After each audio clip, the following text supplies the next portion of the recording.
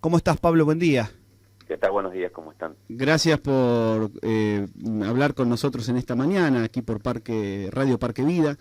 Y bueno, queremos hablar de algo que pasó en el Congreso en esta semana, ¿no? Y la media sanción a ese proyecto de ley donde se trató, ¿no?, de limitar, o se trata en realidad de limitar, las subas de tarifas. Contanos, bueno, cómo ves el proyecto, cómo ves la parte de senadores y qué es lo que de alguna forma al vecino, a la vecina, al argentino, a la argentina, le va a solucionar parte de los problemas económicos que está viviendo. Sí, en realidad lo que trata el proyecto es atender al reclamo hoy que hay en toda la Argentina de cómo se ha ido desfasando la relación entre las tarifas y el poder adquisitivo de la gente, en el caso de las tarifas domiciliarias, y la relación que hay entre las mismas tarifas y la variación de los precios al consumidor, en el caso de las pymes o el sector productivo industrial. El proyecto, desde que ha comenzado a tratarse en el Congreso hace más de un mes, ha pasado por comisiones, por sesiones especiales, se ha ido incorporando distintas sugerencias de la misma oposición o incluso del mismo oficialismo, aunque el oficialismo no haya planteado su acuerdo. Y ha terminado con una medida de sanción que esperamos que el Senado la ratifique. Ojalá que en el Senado se pueda dar el proceso de diálogo que por ahí en diputados no se dio, porque bueno, el gobierno, la única propuesta que hizo es que los aumentos de tarifa se paguen en 3 cuotas con intereses, y eso nos parece a nosotros que no resuelve el problema hoy en esta situación. Así que bueno, en el Senado queda esa instancia todavía, y esperemos que en definitiva se llegue a un punto de encuentro en donde se pueda aprobar el proyecto que no va a resolver totalmente la situación económica, obviamente, porque hoy tiene mucha mayor complejidad, pero sí creemos que es una ayuda para que el poder adquisitivo de todos los argentinos no se siga dañando como se viene dañando ahora, ¿no? Claro, y te hago una consulta que por ahí no todos están al tanto. Sí. Básicamente, los puntos del proyecto aprobado, ¿cuáles son? Bueno, fundamentalmente es que hacer un cálculo a partir del 1 de noviembre del año pasado, y a partir de allí aplicar el índice de variación de precios al consumidor, en donde determinaría la tarifa para el caso de las pymes, y aplicar el promedio de aumento de paritarias, con el cual determinaría allí la actualización de la tarifa domiciliaria. A partir de eso, ninguna actualización que el Poder Ejecutivo Nacional autorice puede estar por arriba de esos promedios. O sea, nunca un aumento de tarifa puede ir por arriba del aumento promedio que hayan tenido las variaciones salariales. Es como que fija una franja en el cual, si bien el gobierno no pierde la facultad de fijar tarifa, pero durante todo el tiempo que está vigente la emergencia, que va a ser hasta el 31 de diciembre del año que viene, siempre hay un límite a los aumentos que tienen que ser estos topes, ¿no?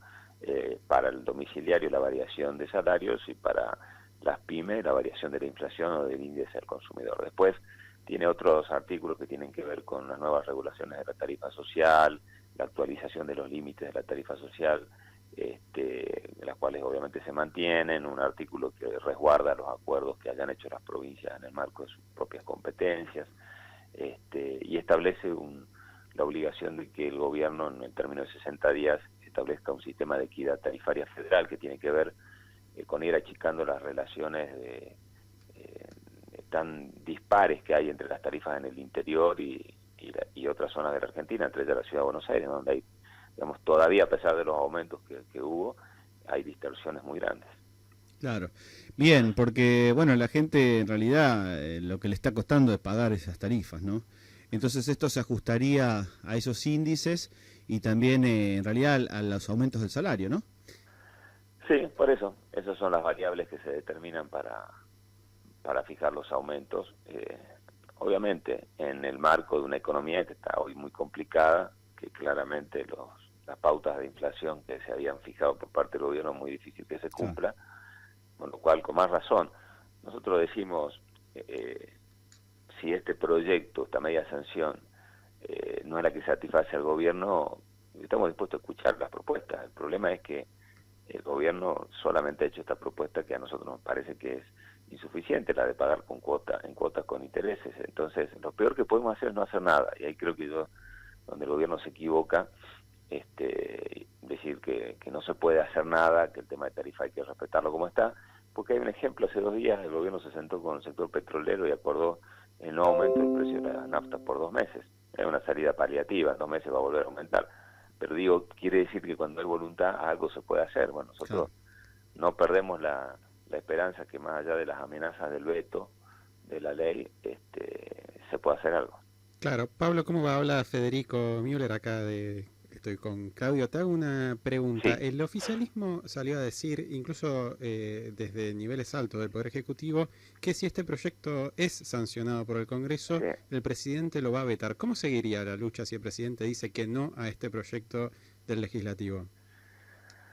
Mira, yo siempre digo de que el presidente tendría que por ahí... primero, es muy raro escuchar hablar del veto antes de que el proyecto ni siquiera había sido tratado en diputados, ahora ni siquiera en senadores. Yo creo que el presidente tiene la oportunidad, mejor dicho, todo el gobierno, del proyecto al entrar en la Cámara de Senadores a ser tratado, tiene la oportunidad de sentarse a acordar, a dialogar. Si hay que hacerle cambios, se le puede hacer cambios. El gobierno ha presentado un proyecto que está en el Senado donde plantea el quite de los impuestos a las tarifas en las provincias y en los municipios, con lo cual puede haber una mesa para poder trabajar. El problema es que el veto, si bien es una facultad que el presidente lo puede aplicar, deja sin una de las opciones y no resuelve nada. O sea, si vos me decís que el presidente veta, pero a la vez propone otra solución al problema de las tarifas, bueno, uno podría hablar, pero el veto por sí solo lo único que hace es dejar sin efecto la ley. Ahora, no resuelve el problema, porque el problema para los argentinos va a seguir. ¿Cómo se sigue? Y bueno, desde el Congreso no hay muchas alternativas, porque al vetar la ley nosotros no tenemos los 2/3 para insistir.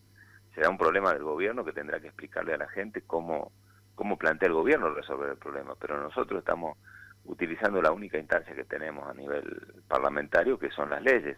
Si el gobierno veta la ley, nosotros tendríamos que tener los 2/3 para insistir, y la oposición no tiene los 2/3 en las dos cámaras. Entonces se va a consolidar lamentablemente el veto del Poder Ejecutivo. Ahora, será el gobierno el que le diga a los argentinos por qué veta, y bueno, y además de por qué veta, qué solución le plantea, porque yo creo que esto es lo más importante.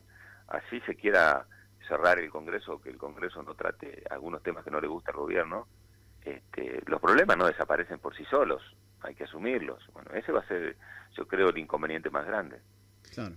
Y vos sabés que estábamos ahí leyendo también algunos de tus tweets durante la sesión incluso, ¿no? Y vos hablabas en alguna oportunidad allí de que los trataron de demagogos e irresponsables, ¿no? También de entreguistas, bueno, calculo que son palabras del oficialismo o de diputados del oficialismo.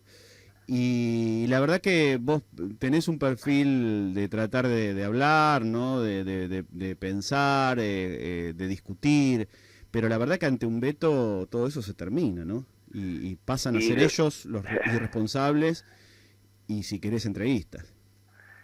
Sí, lo que pasa es que, a ver, yo dije en la sesión, nosotros siempre hemos puesto el esfuerzo, muchos de nosotros de nuestro interbloque trabajan vínculos con los gobernadores o ha sido funcionarios en sus provincias o sabe lo que es gestionar. No es que nosotros empezamos a hacer política, llegamos un día al Congreso y creemos que la política es solamente dar discursos en el Congreso, puede irte a tu casa. Claro. Digamos, no estamos en esa posición, sabemos que gobernar genera problemas, hay que resolverlos. Entonces siempre hemos tratado de tener una visión positiva, ¿no? Más allá de las diferencias. De hecho, si nosotros no hubiésemos aportado con algunas modificaciones o ideas, el gobierno no hubiese tenido los números para resolver el problema de los holdouts, el presupuesto, la reforma tributaria, el compromiso fiscal con las provincias y una serie de leyes que se han aprobado y que el gobierno no tenía números. Pero ahora digo, también a veces se puede disentir. Entonces, nosotros ni éramos los mejores antes cuando hemos dado una mano para que el gobierno tenga alguna herramienta, ni somos los peores ahora cuando disentimos. Creo que hay que aprender a trabajar con la oposición. Eso es lo que yo quise quise plantear. Y el veto, sí, el veto obviamente rompe puentes de diálogo, porque no soluciona la cuestión. Entonces yo lo que digo es que cuando el presidente o los funcionarios del gobierno sigan insistiendo que van a vetar la ley, yo lo que diría que le pregunten cómo resuelven el problema de las tarifas. Porque está bien, la ley la van a vetar, la ley no va a existir, si es así. Ahora el problema de las tarifas va a seguir existiendo. Entonces, bueno, ese es el problema, me parece más inconveniente del veto, ¿no? Claro. Sí, y la irresponsabilidad que puede traer también, ¿no? Vos sos el presidente del bloque justicialista de la Cámara del Congreso, ¿no? Del Sí. bloque, se llama así, bloque justicialista. Sí. ¿Cuántos integrantes tiene? Somos 19 y integramos el Interbloque Argentina Federal, que integran otros bloques provinciales también, y que llegamos a 34. Bien, ¿y cómo están viendo la situación del país todos los...? Porque ustedes en realidad, como bien dijiste vos, son representantes cada uno de su provincia, ¿no? Y... Muy preocupados, sí, muy preocupados porque nos ha sorprendido todo el anuncio de la necesidad de que la Argentina acuda a mayor nivel de financiamiento cuando en las condiciones que pueda plantear el Fondo Monetario, cuando el viernes pasado el ministro de Economía había dicho que la Argentina había llegado a su tope de financiamiento, ¿no? Sí. O sea, como que la Argentina no necesitaba más acceder a financiamiento internacional, y el martes nos vamos con este discurso del presidente. Creo que la Argentina, el problema de fondo más grande que vino estos 2 años y medio muy atado a depender solamente de variables financieras, o sea, lo que llaman política monetaria, ¿no?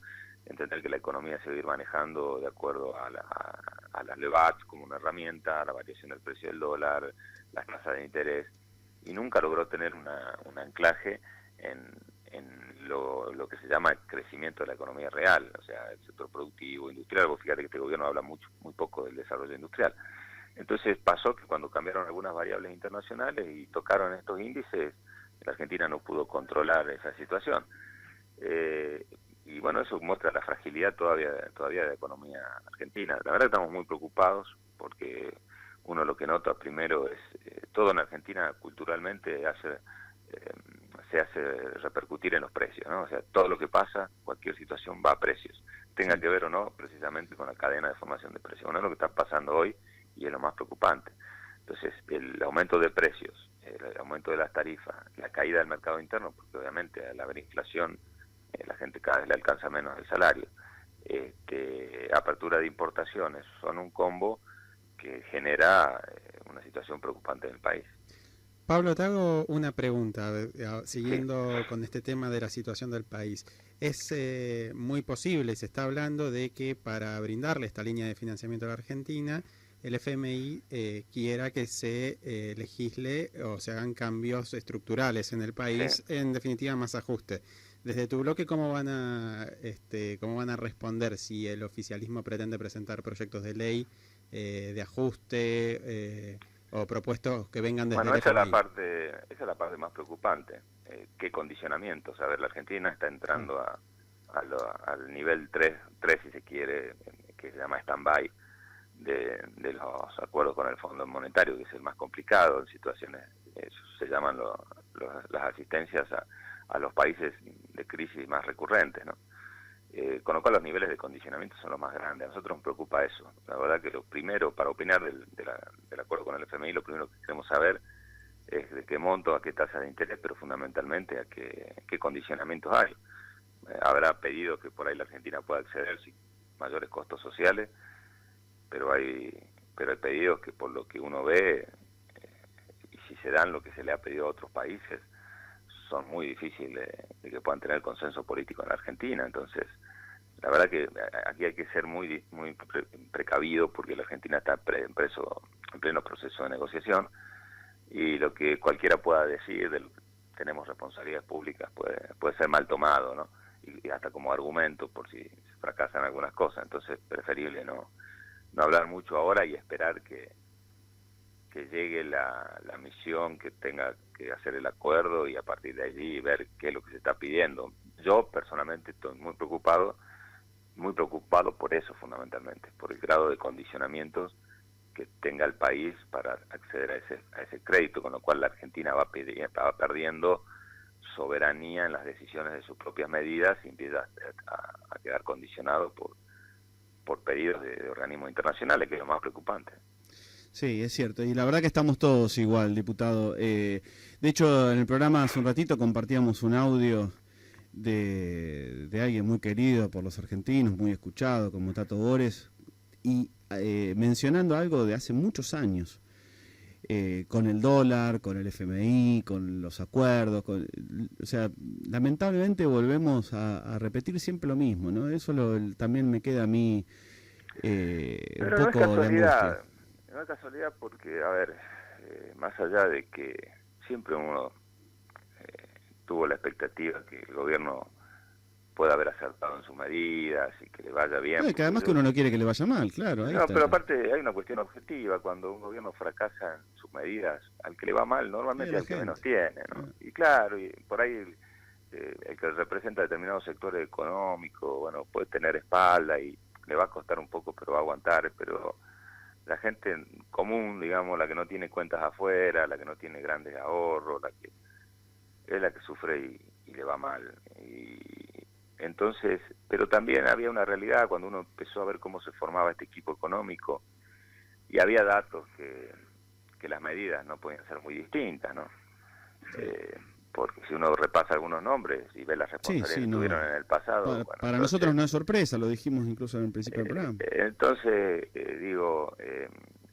siempre uno tuvo la expectativa que las cosas no sean así, pero también hay algunas medidas que se venían tomando que en lo económico, que bueno, uno percibía que algunas dificultades podían haber, más allá de lo que se quiso ordenar al comienzo de la gestión, siempre había un pretexto para postergar lo que eran medidas en apoyo a las economías regionales. Yo, por ejemplo, hace 2 días tuve una reunión con el ministro Cabrera y le reclamamos a los legisladores nacionales de mi provincia, todavía ya van 2 años de que no se reglamenta la ley de PYME en lo que se refiere a los beneficios para economías regionales y áreas de frontera. Todo lo que es área de frontera en el país está sufriendo mucho la falta de competitividad respecto a la entrada de importaciones, a la ventaja que tienen las ciudades limítrofes del otro lado de la frontera respecto a los que están en nuestro país, en donde hay gente que migra permanentemente a comprar del otro lado. Entonces, digo que siempre el gobierno estuvo muy atado a estas variables financieras y siempre tuvo mucha lentitud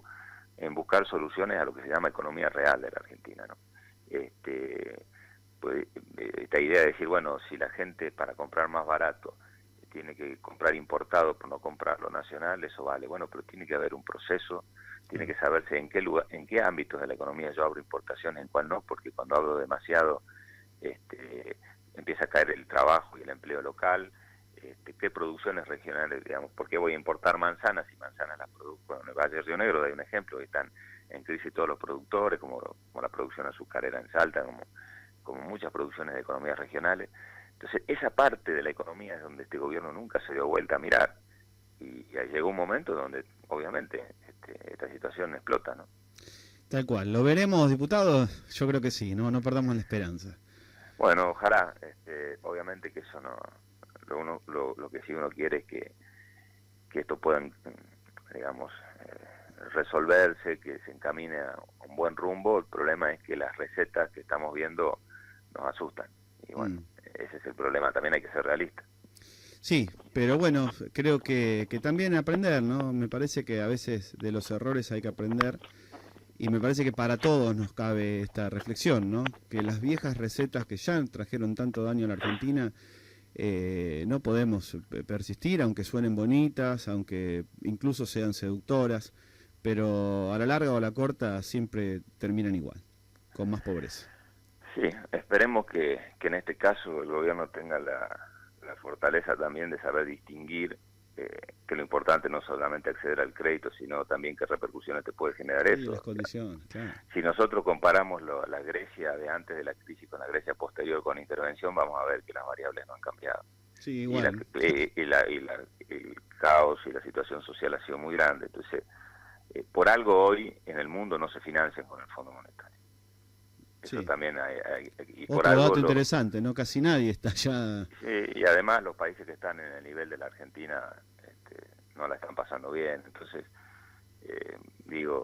no veo por qué a nosotros iría a cambiar la cuestión, pero bueno, vamos a esperar a ver qué es lo que plantea el equipo económico para poder opinar con mayor conocimiento, ¿no? Bueno, muchísimas gracias, Pablo, por esta conversación que tuvimos. No solo hablamos del proyecto de ley que ya tiene media sanción en el Senado, en diputados, que ahora va al Senado, sino que también hablamos un poquito de la situación del país, ¿no? Y lo que nos preocupa. Bueno, y gracias. Muchísimas gracias a ustedes, que tengan un buen fin de semana. Hasta luego. Igual, muy buen fin de semana. Pasaba Pablo Cosiner, él es el diputado nacional por la provincia de Salta, presidente del bloque justicialista dentro del interbloque federal, ¿no? Que reúne a la gran mayoría de los diputados de los gobernadores de las provincias. Y que bueno,